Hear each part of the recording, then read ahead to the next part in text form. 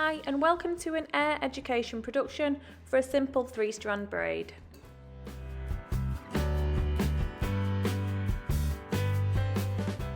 This simple braid is by far the most popular braid. It's often used to create more intricate styles such as halo or a French braid, and we recommend mastering this braid to start.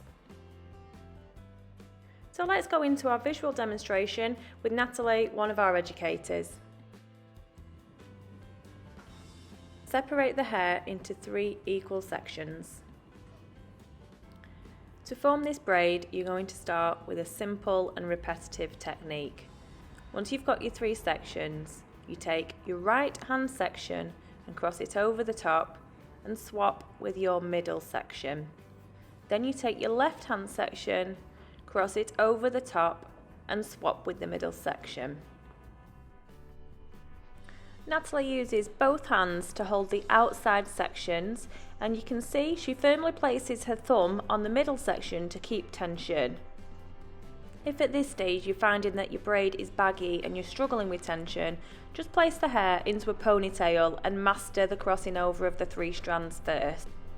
Each time you cross over an outer section to the middle section, you want to let your hands travel down the length of the hair to create the braid.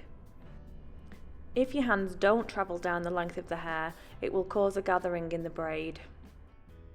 Notice how Natalie's hands stay close to the head and close to the neck. She doesn't pull the braid away from the airhead, and that keeps the tension really tight and avoids any baggy areas in the braid. Once you've mastered this braid, have a look at our Dutch braid or our French braid. These are perfect braids to move on to. Once you've reached the end of the braid, just fasten the hair with a clear elastic.